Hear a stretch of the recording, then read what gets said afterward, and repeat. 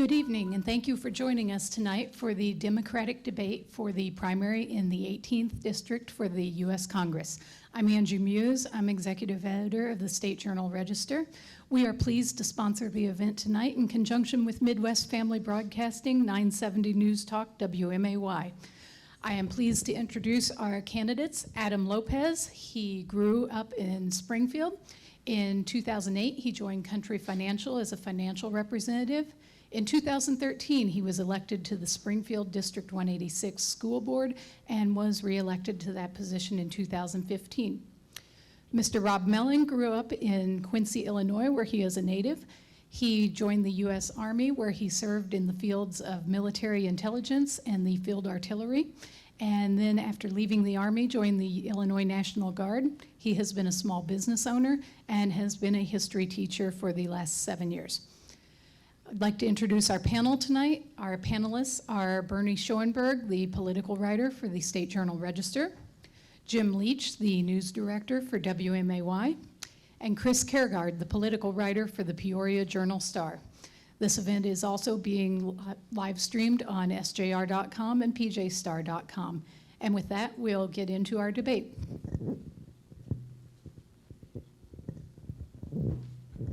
And I guess it's time for opening statements. And the first opening statement by lot goes to Rob Mellon. Okay, thank you.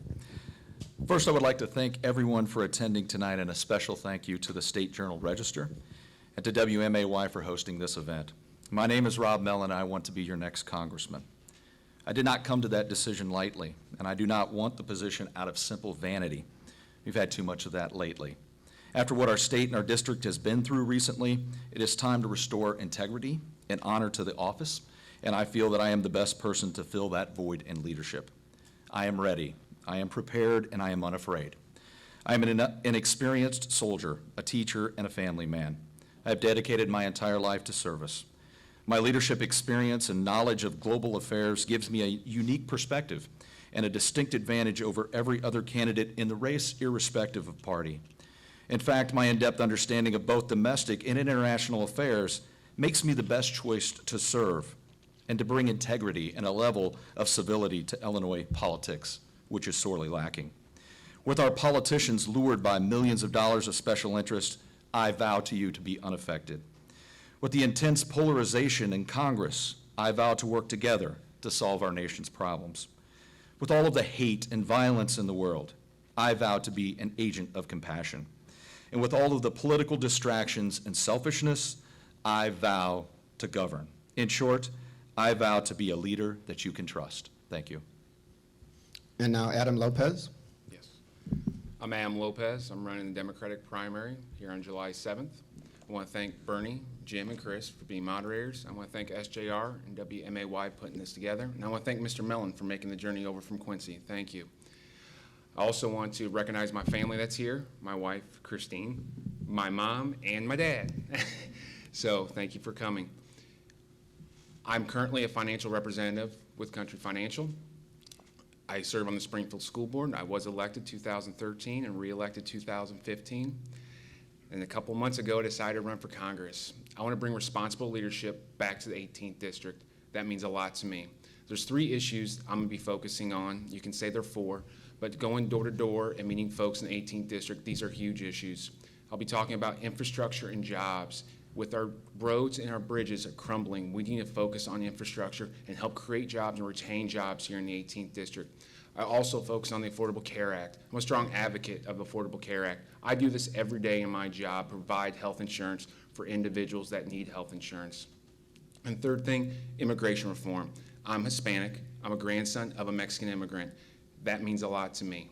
So we need to streamline the process to have a better way of people becoming citizens of this country, and I will focus on these issues, and you will hear more about these issues and how I look to move forward with these. So thank you again.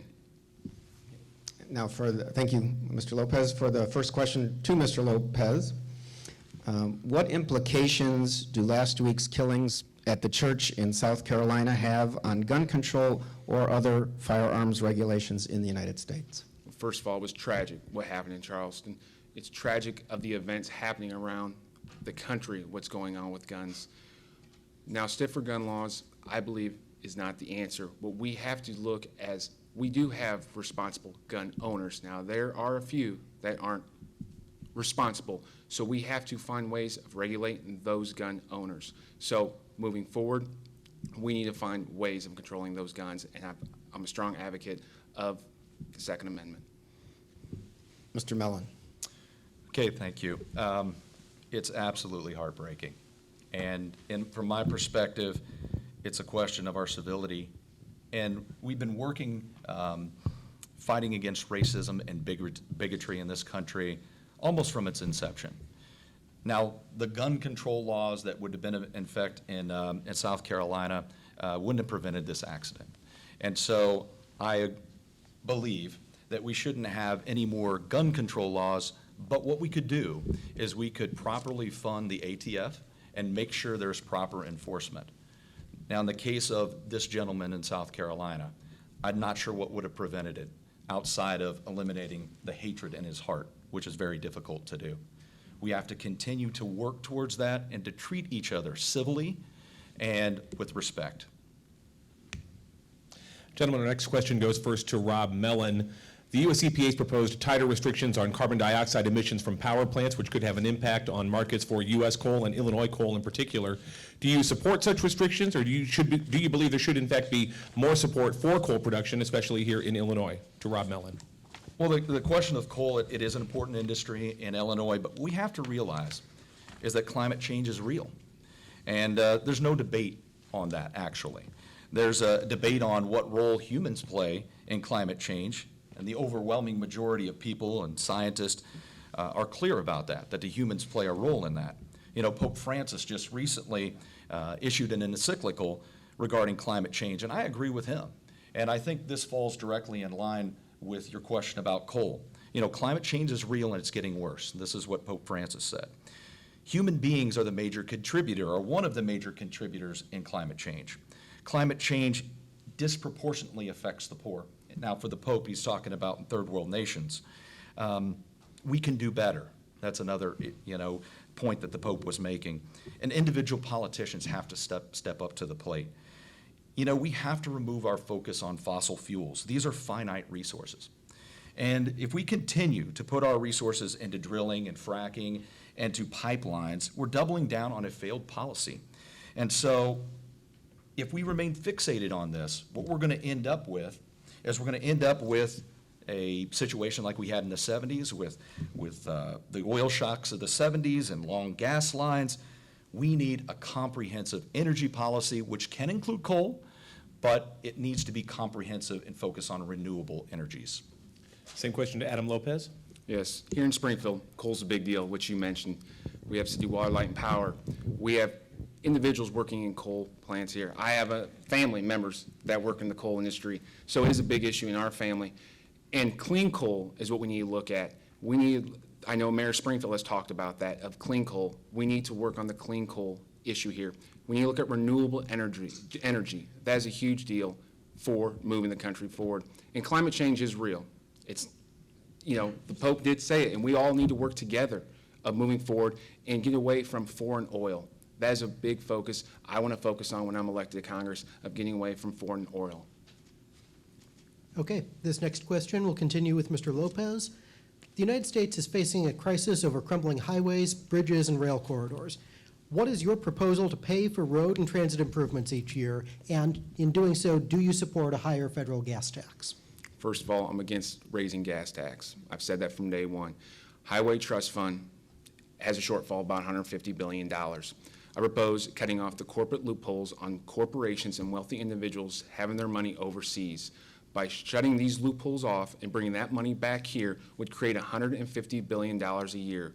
We could use that money to the Highway Trust Fund, which give credit to the shortfall. Then moving forward, that would create still $150 billion per year, which could help out with other projects here in this country. But when I'm elected to Congress, I will focus on that Highway Trust Fund and shutting those loopholes off. And Mr. Mellon. This is one of the major issues in the campaign, and it's because we've had 3 straight decades of neglect to our infrastructure. And it's not just our highways, it's our bridges. In the country, we have 70,000 bridges that are considered structurally deficient. Now, when a bridge is labeled structurally deficient, it's labeled on 3 different criteria: the deck, the substructure, and the superstructure. And it's on a 10-point scale. And at any time, if it falls below a 4, then it's considered structurally deficient. There are 70,000 bridges in the country that meet that criteria. Once they are considered structurally deficient, then they are supposed to be inspected every year. The Memorial Bridge in Quincy is a good example. It hasn't been inspected since 2010. This is going to require a massive investment. I call for a much larger investment, a $1 trillion investment in our roads and our bridges and our power supply and our dams. And not only for the construction, but for the ongoing repair and care for our infrastructure just in general. Now, in terms of the gas tax has been the same since 1993. We have to be honest with ourselves here. If we really want infrastructure improvements at the level that we actually need, we're going to have to make some very difficult decisions. That might include raising the gas tax, not necessarily, but it's going to require an investment. Okay, thank you, Mr. Mellon. And the next question goes to you first. Should the U.S. military be involved in fighting the Islamic State organization or ISIS abroad? And if so, what is the best approach in doing so? Okay, I talk about this a lot, and I have some particular experience because I have military experience. ISIS, to me, is a two-pronged threat. Because Al-Qaeda has been degraded over the past decade, ISIS has taken that role as a global terrorist organization. But there's another element to ISIS entirely. The other element to ISIS is that it's a regional supporter and protector of the Sunni. And if we look at Iraq, after the fall of Saddam Hussein's regime, the Maliki government came to power and excluded all of the Sunni. And they'd been excluded, and it led to a failed state in Iraq. And so what we have to do, and when we look at ISIS, we can't look at it simplistically. We have to realize there's nuance to it. We have to realize that it flows out of Iraq and into Syria. And so what it's going to require is a focus on war on terror and the global terrorist threats that they present. In addition, we are going to have to support the local countries in that region, not with American boots on the ground, but support them so they can come to a lasting peace. The United States cannot solve a century, 10 centuries of political and religious differences. And so that is what it's going to have to require. It's going to require a comprehensive plan and someone who really understands. And it's going to be a real challenge for the next congressman. Thank you. Mr. Lopez. ISIS is real. We all know that in this room. We can't deny it. But the answer is not boots on the ground. I've said that throughout the campaign trail and talking to folks in the 18th District when they brought up that same question. I'm totally against sending soldiers overseas to fight in this battle. What we have to do is, as a congressman elected, is listen to the Joint Chief of Staffs. They are the professionals. They come down to the congressman. They give us the reports on what to study, on what's going on over there. Now we have operations going on right now that is controlling these issues. We have drone attacks. We have different things that we are doing to control this issue. We also need to strengthen our borders here to make sure that becomes not an issue here in this country. So again, I'm totally against boots on the ground. Can I clarify one thing? I'd like to clarify in the sense where I said no boots on the ground. That's not entirely accurate because we need special operations forces to go after the leaders of that terrorist organization that's trying to operate globally in a similar fashion that Al-Qaeda was functioning before. So when I say no boots on the ground, I'm talking about 100, 150,000 like we had in Iraq before. And how about people to train their troops over there? And I don't have an issue with that if it's going to actually help. The problem that we run into is we don't know really who our friends are.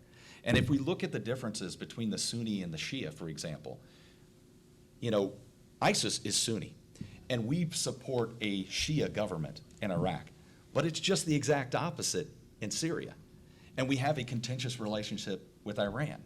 And so it's very complicated for us. So I would be very cautious about who we give arms to and who we support. Okay, and Mr. Lopez, you want to make another comment on that as far as people training or in special operations? What I've said, I don't have to come back again. I'm against boots on the ground. I've talked to you about that before. I think everybody in this room knows where I stand. Now, are we going back and forth, or is this? The next question will come to you, Mr. Well, Lopez. no, I'm so- going back and forth and changing things up. Well, no, just again, but if people need to clarify Oh, and okay, answer, I got it. we do reserve that prerogative. This is the 18th Congressional District Democratic Debate. Candidates Adam Lopez and Rob Mellon live on News Talk 970 WMAY and streaming at sj-r.com. Our next question is on entitlement reform. One of the big drivers of the federal deficit and debt, of course, is the cost of programs like Social Security and Medicare. What would you do to keep those programs solvent in the future? Adam Lopez. Yes. First of all, we have a lot of people retiring. Money is going away. Social Security, people are starting getting their Social Security. Immigration reform, I've talked about that. We have about 14 to 15 million undocumented immigrants. Now, if we get those immigrants in the process of documenting these individuals, they will start paying taxes, they will get to work. That money then could be used to these programs because right now they are not paying taxes. So I've talked about immigration reform. This ties right into of revenue coming back into the government with the tax issue on these undocumented immigrants. Does that also add, though, to the outgoing costs to pay for benefits for them as well? You know, the nice thing we're moving forward is we're documenting them and they start paying their taxes. Right now, they're not. They could be receiving benefits, but they're not paying. So what I want to do is start documenting them individuals, get them to work, and start paying their fair share. Rob Mellon on entitlement reform. You know, we have to be really honest here, because if we look at the federal budget, we know that we have crippling deficits and a huge debt, and the majority of the budget, a good portion of it, goes to those entitlements, plus defense, and then also paying on interest on the debt. So if we want to get serious about it, we have to figure out what we can do. Now, in terms of Social Security with some minor changes we can extend the life of that program. We can raise the cap from 110 to 170. We can look at other measures to extend the life even 100 years out. There's plans out there that can do that. Medicare is a much more difficult situation because it's tied to the soaring healthcare costs that we currently have. You know, the United States spends more annually per person, twice as much than any other country on health. You know, if we look at the Medicare system that we currently have today, what we're really paying for a lot of times is for service and not outcomes. And so what we need to do is reform the systems. And this goes for the VA too, because it's in a similar situation. We need to make sure that it's cost effective, and we need to make sure that we're paying for outcomes and not necessarily for service. Just recently, we had the situation where we had the Justice Department investigate all kinds of abuses in the Medicare program. We have to cut down on those abuses, and I think that if we move to a more outcome-based system and less from a service-based system, we could gain some ground on that issue. Okay. Gentlemen, we talked a few moments ago about one proposed EPA rule. I'd like to move on to another one. Federal authorities have recently made changes to the Clean Water Rule, designating additional small waterways that will fall under EPA oversight. It's a change that has implications for farmers, builders, and others. Both House and Senate have moved to block funding to implement the rule. Is the rule appropriate? And whether you agree with the rule or not, would you vote to block funding to implement it? Mr. Mellon. Well, in regards to this, I know specifically about this because just recently I had conversations with the mayor of Peoria and the mayor of Quincy, and both of them suggested that this is a major issue, you know, in terms of clean water and the EPA regulations. For them in Peoria, for example, it's about, you know, the sewer system and what they put into Illinois River. In Quincy, it's not the Illinois River, it's the Mississippi River. Now, Peoria has this really innovative way of looking at it. You know, Mayor Ardis, for example, said, instead of going with the EPA-approved plan, which is this huge pipeline to get all the dirty water out and push it out, and then it would be refined at that point, he wants to do a green initiative where they have pools that can, you know, be flow down through the into the water table. And I think that if we look at programs like that, we can alleviate some of the burdens not only on cities but on farmers, and we could also make sure that our water is clean as well. Because as Mayor Ardis and Mayor Moore and others have suggested, of course they don't want to pollute the water supply, and neither do the farmers. And so we can have an effective balance of safe usage or getting rid of refuse, but we can also do it in a green way, in a very innovative way. And I think that Peoria is leading the way on that, actually. Mr. Lopez. Yes. Well, this is a hot topic. I believe you actually wrote an article about that in the PJ Star, I believe, this week. I think I read that in the paper. It is an issue. We're in a rural community, 19 counties here. Agriculture is huge. I believe the EPA and the farmers will work together to find a middle ground. I think that's the big issue that we have, is we all have to work together, such as when I go to Congress here to work with the other side of passing laws to work with each other. Now, clean water. I know farmers care a lot about agriculture. That's a huge issue. They want agriculture. They survive on the agriculture. So we need to work together. Of course, the EPA wants to keep the environment good, and also farmers want to keep there for the next 100 years. So we all need to work together to find a middle ground, and I believe we will have a middle ground in moving forward with the bill. The next question, start with Mr. Lopez. What is your position on abortion and why? It's very simple. I'm pro-choice, and I believe the choice belongs to the mother and her doctor and her family. So I am pro-choice, and I'm the only candidate that's pro-choice. Mr. Mellon. Okay, what I would say on the issue is, personally, I believe in the Catholic Church's teaching on all of the life issues. Okay, so that is what I personally believe. But I also understand that since 1972, they decriminalized abortion, and I support that. I certainly would not support any additional laws that would be put in place with the intent of actually gaining some sort of political ground, and that's generally what we see here. Now, the Supreme Court is going to hear a case, or is currently hearing a case, and they're going to have an adjudication on that. And so the federal government is actually dealing with it. It's actually the Supreme Court. So I think that the Congress can step to the side. But in the end, I think we should both sides can work to a position where we have fewer abortions and more support for the young people that are involved in those situations.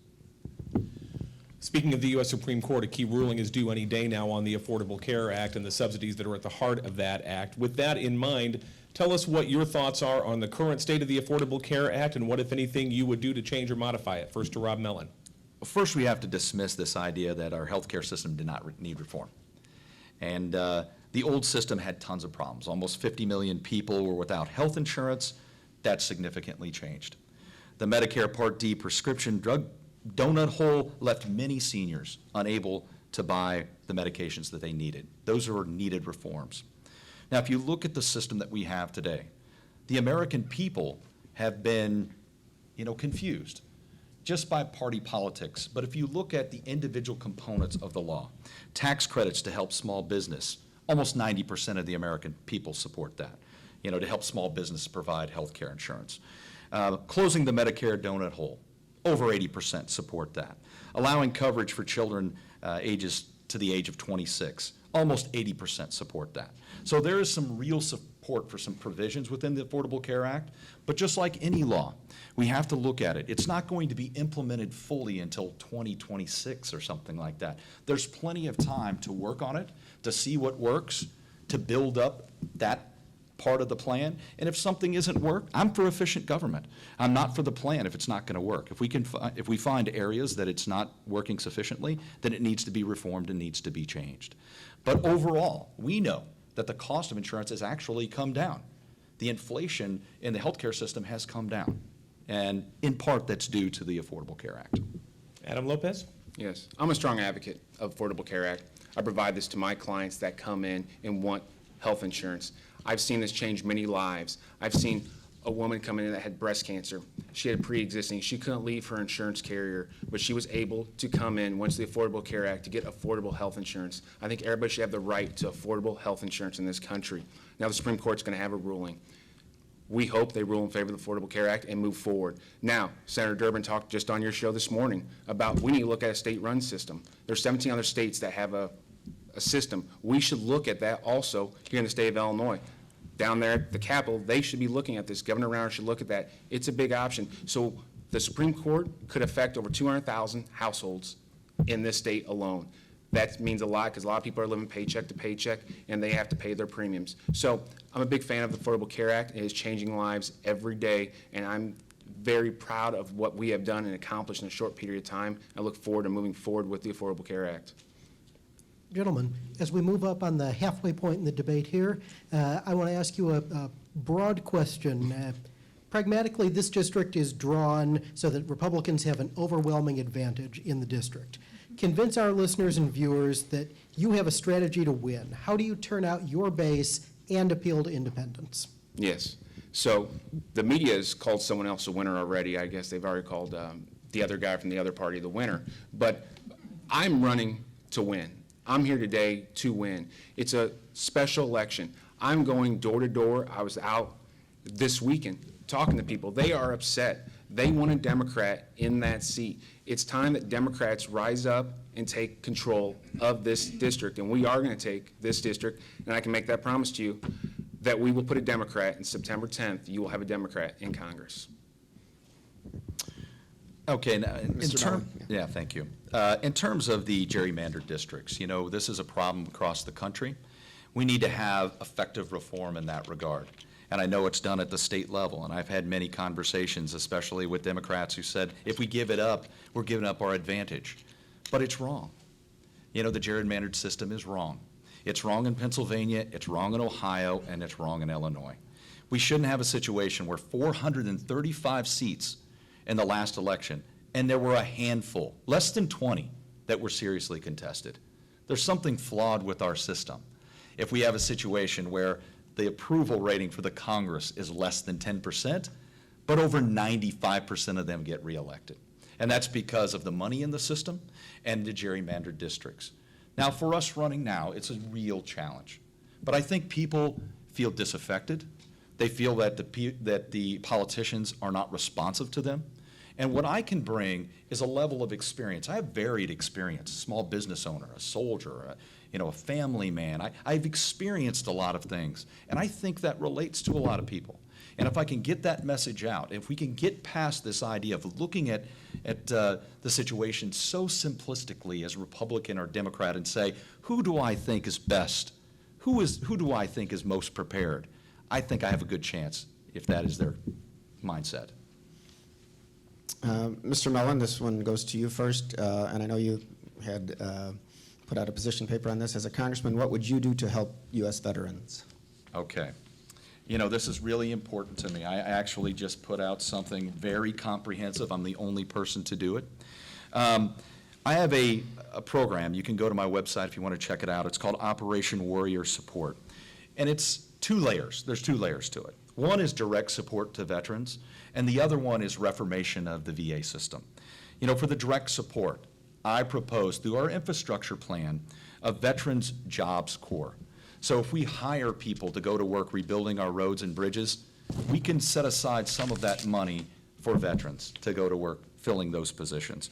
Maybe the veterans can work on the border, and maybe the veterans could also do something similar to what they had done in their military service, but for the government. Tax breaks, tax breaks for education, for small businesses that hire veterans. That's important to me. Expand the GI Bill, enlarge the VA home loan and small business loan program. And then in terms of fixing the VA system, we need to reform the VA choice program. We need to allow the VA to partner with our very good private hospitals to provide veterans care. And I know the Congress is looking into that now. We also need to fully fund the VA. I know the VA requests even more funds. The best way we can do that is provide them with more doctors and nurses to provide the veterans the care and their family support that they need. Mr. Lopez. Yes. So the VA, Military Construction, Veteran Affairs, and Related Agencies Appropriation Act of 2015 has taken dramatic efforts to fix backlog for care in our VA facilities. I do support efforts of streamlining processing, eliminating the backlog, and support the ability of our veterans to seek private carriers with the VA being backed up. Now, Mr. Mellon did release a 10-point proposal on the VA and his plans. Now, what Mr. Mellon proposes sounds good since the president has already proposed them or signed them into law. When Mr. Mellon has something original to offer the voters of the 18th District, we can have a debate on this issue. But what he's saying is already law, and Obama has moved that forward. And that was on his 10-point plan. What specifically? We have a whole list here if you want to go through. Yeah, give me the list. Okay. I'd like to see You it have because more time, I Mr. just Lopez. find it interesting that we have 22 veterans killing themselves every day. okay. Now, no, hang on a second here. We do have time limit on this, so, and it's Mr. Lopez. I'm just saying, 22 veterans. Understood. If we have sufficient care for our veterans, I don't see it. Okay. My turn now? Sure. Okay. Stuff he listed out was, the GI Bill has already been expanded to cover tuition at public and private universities. I have the actual address if anybody wants it in the room afterwards. In what way Mr. Mellon proposed to expand the VA home loan program. It is already the primary source for home purchasing for veterans and is among one of the more successful programs. The Small Business Administration has offered low-interest loan programs to veterans. I have the website for that also. Tax breaks to American businesses that hire veterans already exist. President Obama signed the Tax Increase Prevention Act of 2014 on December 19, 2014. That extended previously expired tax credits like Returning Heroes Tax Credit, which provides incentives up to $5,600 for hiring qualified unemployment veterans, and the Wounded Warriors Tax Credit, which provides credit for long-term unemployed veterans with service-connected disabilities up to 96. Okay. Sounds I can keep going, so. Okay. Well, it's time to go to school, okay? Because if we look at the expanding. Let's wait till the closing on that. Perhaps you can use. Well, I just have been attacked a little bit on a plan to care for veterans. Are you serious? Give a little rebuttal. Goodness. Give a little rebuttal. I mean, he should have saved something else, but a plan to care for veterans, that's what I'm getting attacked on? You got to be kidding me. Yep. You will have another chance to address this Thank in you. closing arguments, but let's Well, move now, on right now. Closing arguments, I mean, was that within my 90 seconds? Yes. Okay, thank you. Let's move on to another issue. We talked a moment ago about gerrymandered districts. Another issue related to our elected representation is term limits. Would you support term limits for members of Congress? Why not? And would you unilaterally take on a term limit pledge for yourself? Start with Mr. Lopez. Okay, that is me. So, term limits, it's called election. That's a term limit. Now, when I'm elected to Congress, I will only serve 4 terms in Congress. That's all I'm going to do. I've made that a commitment to my family. That's all I'm going to serve, and you can have it here recording. That's what I'm going to do. But again, term limits are election. Step up to the plate, run, and that's how you get someone out of office. Mr. Mellon? You know, I mean, I would support something like that if the American people were behind it and if a bill came to pass. Now, in terms of making a pledge, you know, I wouldn't see myself as a career politician. I certainly don't. And so making a pledge of 4 terms, I guess it would be, I wouldn't necessarily make that pledge now, but I certainly don't consider myself a career politician. Gerrymandered districts, as I mentioned before, is a serious problem, and we can fix some of those problems if we can fix that part of the issue. If we can make our districts fair, then you'll have less issue with term limits. If we can fix the problem with money in the system, we'll have less issue with term limits. All right. Gentlemen, there's been a great deal of discussion over the renewable fuel standard since it was proposed. Is that recommendation sufficient? Should it be higher? Mr. Mellon.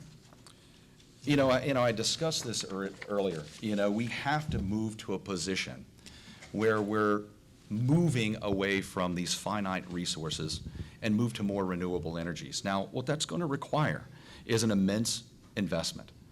But I think this is the transformational change in the economy that's going to happen in the future. And if we look back in history, you know, the United States led those transformational changes, whether it was the railroad or whether it was a situation with, you know, the highway system and the automobile. And in the 1990s, we had a tech boom. The United States led the way in every single one of those instances. If we need to move to a more renewable, comprehensive energy policy that uses all of our resources, not just those finite resources. And Mr. Lopez. Yes. We need to invest in the future. We need to look towards the future, look 50 to 100 years out. And renewable energy is the answer of moving forward. We need to get away of foreign oil. Foreign oil is not the answer. We need to look and invest here in this country, and especially here in the 18th District, on moving forward. Next question goes to Mr. Lopez, member of our school board. Do you support Common Core standards for public education and why? Common Core, good question. Well, here in District 186, the park testing, it was very successful. We had a couple glitches when it came to that. The issue is parents. Parents come to me as a school board member. I have a hard time helping my child with their homework because it's different than you probably teaching your child. It's different from how I grew up, how to get work done. Now, what we're going to look at probably in 5-10 years, we're going to have something new. What we have to do is abide by the system, which we do in District 186, and go with the rules. Now, a new system comes on, we will adapt to that. Now, am I a fan of Common Core? No. But as a Springfield School Board member, that's the rules. I will follow the rules and uphold those rules and push those through our schools. But again, at Congress, I am not a fan of Common Core. Mr. Mellon? You know, if you look at Common Core and what the objective is, the objective is to move to more consistent standards that focus on more higher-level thinking, critical thinking skills, giving our students the skills that they'll need in the economies that they're going to face in the future. That part of Common Core has some real merit. The problem is, how do you effectively, measure the system? And this is where we've gotten into trouble. And we've seen that, the way the system works. I'm a high school teacher. The formal assessment process is too universal. One size fits all generally doesn't work in education. It's just from my perspective. It doesn't have any ability to adapt.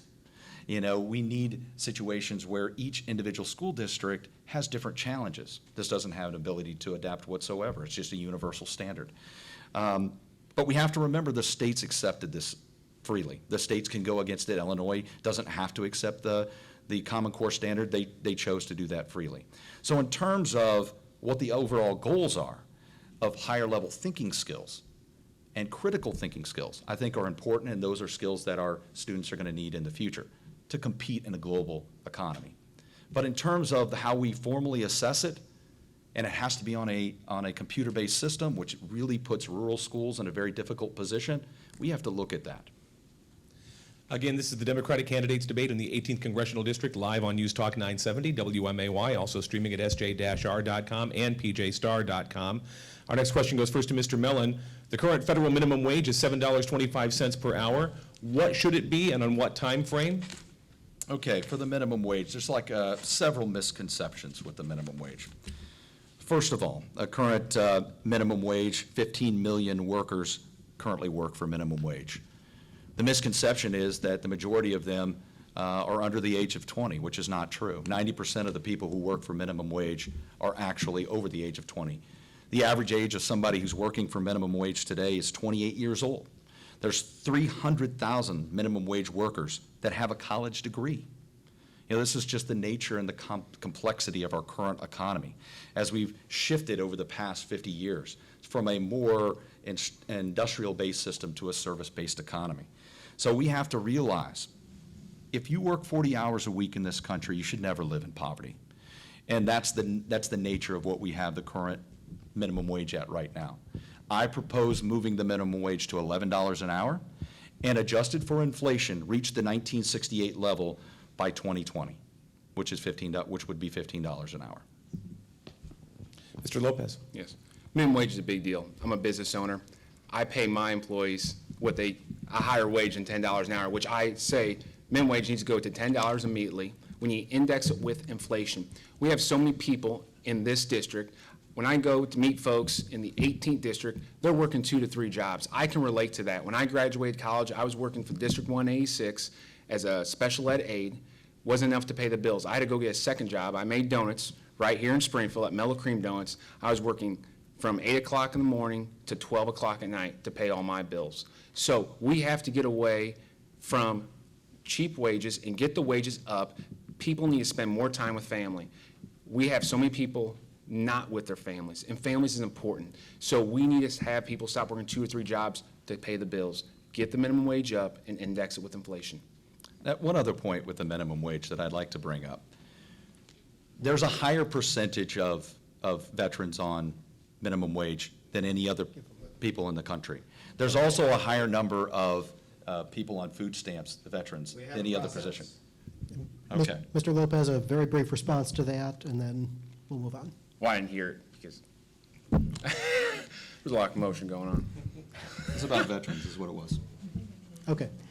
In the last month, we've had a fairly significant national debate about the role of data collection with the expiration of the Patriot Act and the placing into law of a successor act.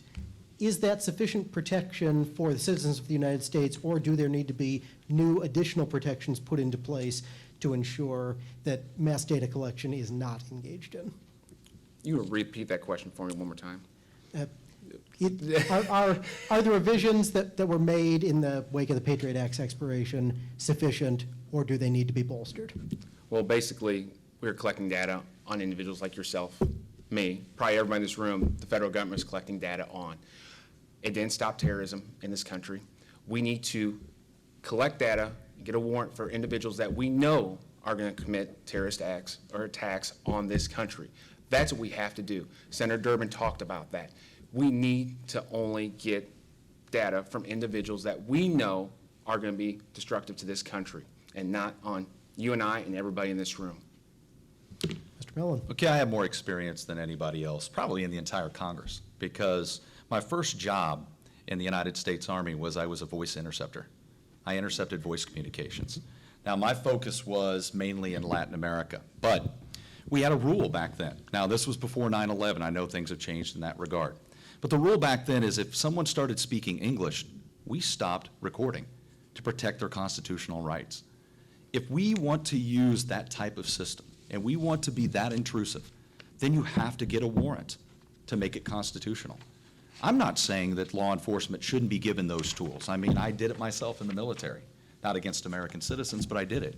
And I know that it has value, but it has to be done constitutionally. Our constitutional protections are paramount. We can't just have our constitutional protections when times are easy. We have to do it when times are hard. And so what I would suggest is we can modify the system to make sure there is a method to gain proper warrants, and then we can protect ourselves against terrorist attacks or plots, but also protect our constitutional rights. To Mr. Mellon, how important of an issue is income inequality in the United States, and what should be done to address it? This is of paramount importance. I mean, our current level of income inequality is at a similar level that we had in 1928. And shortly after that, we had the Great Depression, the stock market crash and the Great Depression. Now, we rebounded from that in the 50s and 60s and into the 1970s. And during that time period, the middle class grew and expanded. And 90% of the wealth that was created during that 50, 60, and 70 time period was shared. A shared prosperity with 70% of the people. But if we look at the current situation, where nearly all of the wealth that's been generated since 1980 has went not only to the top percent, but the tip top, the top 1/10 of 1%. This is a moral issue, but it's also an economic issue. The middle class needs more purchasing power. That's what affects our local economy. When the middle class has money to spend, they go out and it affects our local businesses.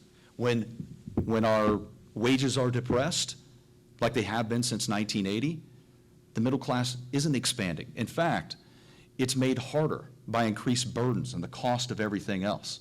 So wages are stagnating, but the cost of everything else is higher. Mr. Lopez. Yeah, Bernie, I apologize. Can you repeat that question for me? Yeah, how important is the issue of income inequality in the United States, and what should be done to address it? Well, equal work for equal pay. That's what we need. We need to, of course, the economy is a huge deal. We have a problem going on here in the rural communities of jobs. We need people middle class, hardworking families in the middle class, to create jobs and generate money. That's a big issue here, and we're going to focus on that, but equal work, equal pay. Next question first to Mr. Lopez. Illinois is one of a number of states implementing medical marijuana programs, and a couple of states have decriminalized marijuana completely, but of course, at the federal level, it remains a banned and illegal controlled substance. Should marijuana be decriminalized at the national level in federal law? Yes, I think we need to. We need to legalize marijuana. We should tax it. Look what's going on in Colorado, the money generating off taxes. If you tax at 25, 30%, the taxes generated in there is about probably $200 million. Do you know what that can do to solve some issues in this country? If we do it throughout all 50 states, it's going to solve a lot of issues. Now, there's other parts of it, the bad parts that we hear about, the issues, but we should really look at this in the Congress level because it will generate revenue. And that's a big issue that everybody's looking at generating revenue. And as a follow-up, would you apply that thought process to any other illegal drugs besides marijuana? No, just marijuana. Rob Mellon, your response? You know, for me, I believe this is a state issue, to be honest. I don't think the federal government needs to step in and tell Illinois or anyone else what their policy should be. I know there's a real problem with prison populations, and many of the people that are in prison for nonviolent crimes, you know, simple possession-type crimes. And maybe from the federal level, we can look at that, not decriminalize it across the board, but look at the punishments. Now, in terms of Colorado, if Colorado wants to make that choice, I have no problem with it whatsoever. But I don't agree that the federal government should step in across the board and have a blanket policy outside of decriminalizing it in the sense that we can lower the, what the result would be if they committed that crime. And again, same clarification, would you extend that to any other drugs besides marijuana and get the federal government out of the business of regulating drugs entirely? As far as illegal drugs? No, certainly not. Just marijuana? Yeah, just marijuana. Your colleagues in the 17th Congressional District had a good deal of fun with this one a couple of years ago. This district includes a large swath of the Illinois River, in this case from Henry down to Beardstown and beyond. What should the federal government's role be, if any, in dealing with invasive species such as Asian carp in the Illinois River? The Asian carp. I got this thing on veterans here. Let's stick to the fish for now. Okay. You know what, I believe, I know that we want to protect our species, we want to protect our planet. I certainly would believe that we can do those things without being too invasive. And so what we have to do is work collectively. See if there's methods that we can find to protect the Asian carp and other species, and not just that one. But it can't be so invasive that it affects our farmers and that it affects our ability to succeed in a global economy. And we put so much money into it. We mentioned how the sewer system, that was going to cost the city of Peoria $300,000. $300,000 they don't have. And Mayor Artis, for example, said, well, what's going to happen? I can't affect what's going to happen upriver or downriver. And so we have to be very cautious about what the cost would be. So we can protect wildlife. At the same time, there has to be a balance to protect our workers and our farmers. Mr. Lopez. That's one of the most interesting questions I've had so far in this campaign trail. So that's a first. You can't prep for that one. So environmental is huge. You know, that's huge in the 18th. It's a rural district. We all know that. Agriculture. You know, I'm surprised you didn't talk about deer because that's usually a big issue right now, what's going on. But all animals and all species of anything are important to protect in this country. We cannot lose that. We have to protect everything. Our environment is number one. And environment's number one to me, and protecting the environment and protecting Asian carp. Keeping up with, well, I'm not sure Asian carp is exactly food, but Mr. Lopez, should the United States require special labeling on genetically modified food? Oh, wow, that's interesting. You like the interesting questions, don't you? I believe labels, you're talking about labels on, yes, labels should be on there. I think we all need to make sure what we're buying and what we're about to put in our mouth, we know what's in there and what has been done to that. And that's important to me. Now, I go with my wife to the grocery store. I push the cart, so she's basically in charge of everything. I'm not allowed to do the food. But like I said, it's important to look at what's on there. Mr. Mellon. I know this is a big issue. I actually had a first sergeant, and this is like one of her biggest issues. I mean, she posts stuff all the time. And the idea that the consumer should be protected. The consumer needs to know what's in a product and what could the consequences be if you consume that product, depending on what system that they use. And so I would be for consumer protections. I am across the board. And so in this regard, as long as the consumer knows, I know the trans fat's a big issue now as well. And so as long as the consumer knows and knows what the consequence would be, then allow people to make their own judgments. But they should at least know what they're consuming and what their children are consuming. Candidates running for office usually talk about trying to cut spending to one degree or another. Can you offer a specific example of a federal program or line item that you would seek to eliminate and what savings you would achieve by doing so? First to Rob Mellon. Well, you know, if we look at it, we talked about the budget, and I mentioned how some of the big line items, if we want to get into real deficit reduction, then we have to look at some of those big line items, and defense is one. Now, I'm not for across-the-board defense cuts, but the way that I've suggested to pay for my veterans plan was actually to cut programs like the Joint Strike Fighter, which is extremely costly. And so that's how we can look at programs in that from that perspective that are incredibly costly, that the Defense Department itself has said that they don't want. And we could use that money to help our veterans out. So that's one example. But we have to reform the system in general. We have to look at those big line items. If we just focus on some of the lower hanging fruit because it's easier to cut and it makes us look like we're having real deficit reduction, we're not going to get anywhere. We're going to have to really look at the entitlement programs in defense and to what extent is the interest that we're paying on the debt. Those are the big ticket items. Do you have a dollar amount on that Joint Strike Fighter? What would be saved by eliminating that? I don't have it, but it's in the billions. But I can get you a specific number on that if you like. Adam Lopez, same question to you. Yes. I'm not here to talk about cuts. Cuts are the last thing I would do when I'm elected to Congress. What I've talked about is over offshore accounts. I've talked about that since the campaign. That's $150 billion. What we have to do is work with the other side of getting those offshore accounts on wealthy individuals and corporations back here. Right there is $150 billion. That can change a lot of things every year and without cutting programs and putting that money right back into this country and especially into the 18th district. There's actually $2 trillion that need to be repatriated.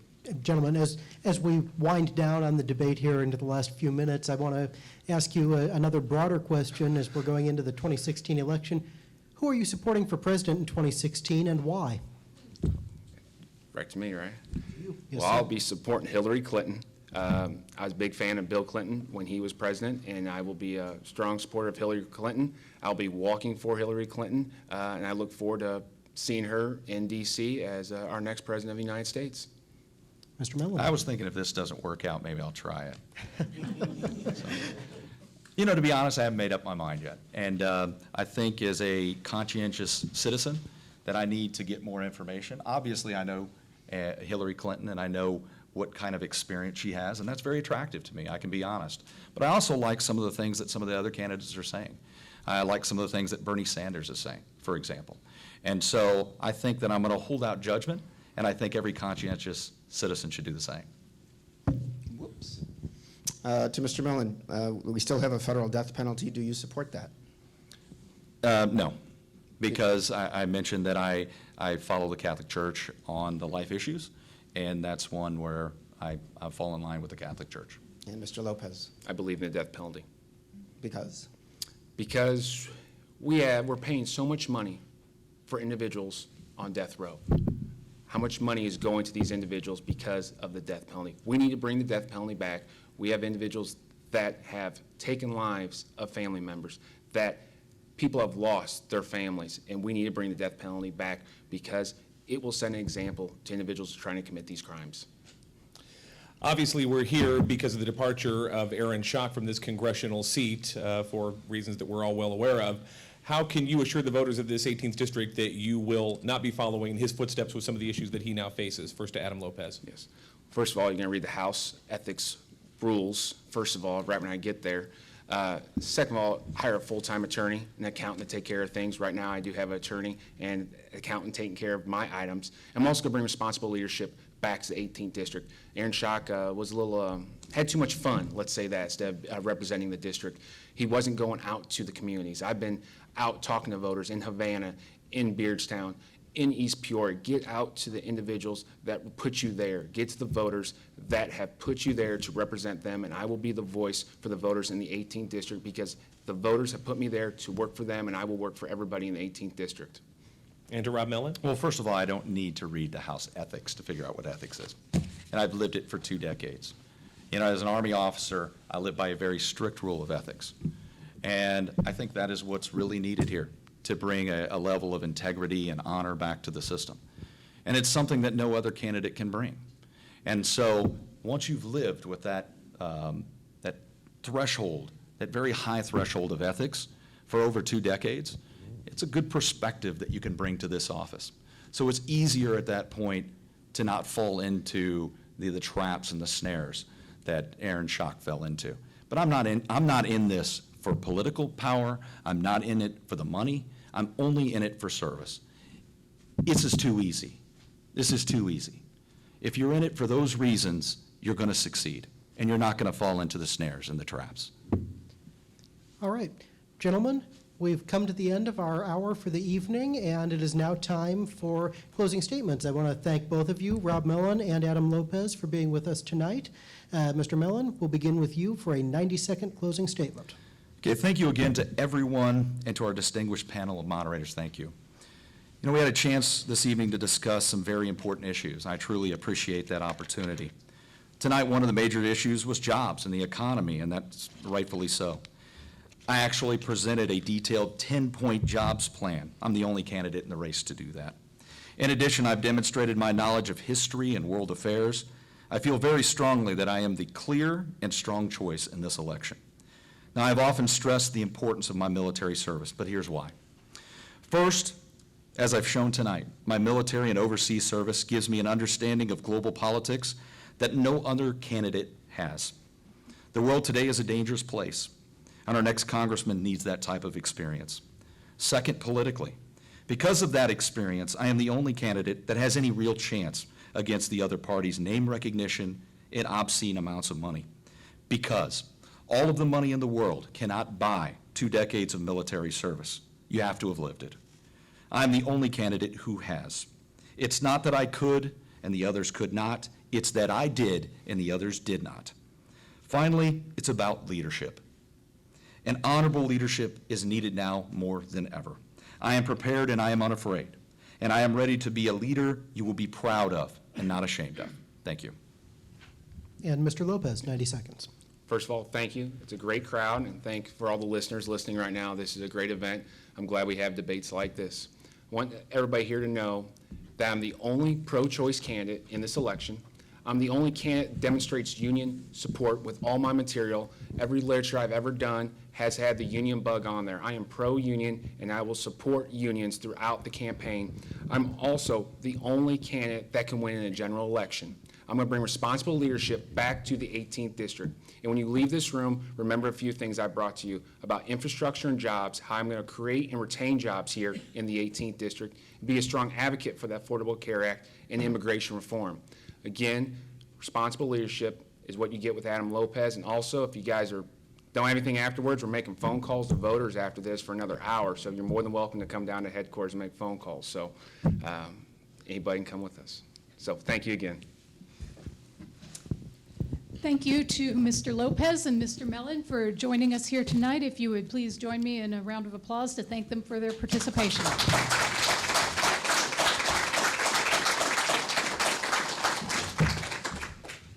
We will be bringing the listeners of WMAY and the SJR another debate among the 3 Republican candidates next Monday at 6 p.m. We hope you can join us for this. You may view replays of this debate on both of our websites, WMAY's website and also the SJR's. Thank you again for listening and participating, and be sure to vote.